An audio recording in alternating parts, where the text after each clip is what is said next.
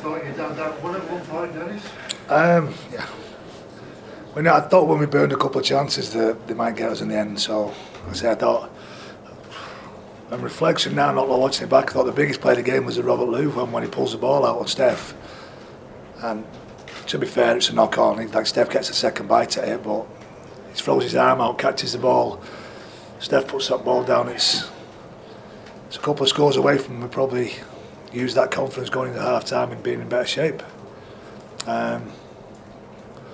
Losing Aaron Jeremiah early to hurt us as well. I thought we came off his hamstring and then we lost Eamon O'Carroll. So it's just a couple of other things just threw us a little bit in the second half, and we were pretty hard on our goal line day, and then they fell over a couple of times after we weren't happy with defending it once or twice. We wanted them to defend it 4 or 5 times, so we kept dropping the ball or giving the ball back to him. It's one of those. It's another game where we're pretty close, but just not close enough. You're starting to get to the point now, Dennis, where you mentioned you are close in these games, but you need to start churning out some wins. We needed that about 3 games ago. So it's not this week or next week. That's been the point over the last 3 or 4 weeks. The whole KR away, Wakefield at home.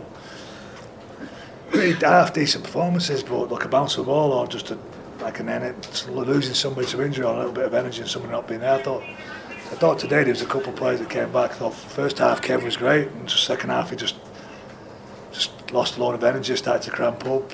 Chris Bridge was good. Like I said, losing Aaron Jeremiah was a bit of a blow to us really, because he's been really good over the last month with the energy that he puts into the team. And Lloyd White had to stay out there a long time, which dragged a lot of energy out of him. And these are all like Salford stuck at their task. They stayed in the fight. I mean, they bombed a couple of chances themselves, and we got a little bit of luck a couple of times. But I think that they said the Robert Lou, Steph not getting that try, the obstruction try. Has he impeded him enough? And he's seeing enough of those in the game. And I keep trying to reinforce some positives out of this as well. We're a decent group, we've got a good group. We know the only people that can turn this around are us. And I said there's enough of the season left for us to get on a little bit of a roll. Starting to get, hopefully Bridges healthy after the game today seemed to be, and Kev was just cramping up. Start rolling a couple more bodies out, then it's just got to try and find a win from somewhere. You got an idea about the extent of Aaron's injury yet? I don't really know. It's hamstring, so we won't really know. I said it could be, if it's nervy, it might be a week or so, 2 weeks. If it's not, then if it's a tear, then it might be 3, 4. But like I say, until we get a scan on it or it settles down and stops being as painful, then we won't know. If there is a sense of missed opportunity against a side like Salford? It's sort of like it's reflection more than anything else that we've missed out, like I say, and now the lads are going through that. Like I say, hindsight's a wonderful tool. I think the opportunities we didn't take in the first half obviously built that little bit of pressure on us.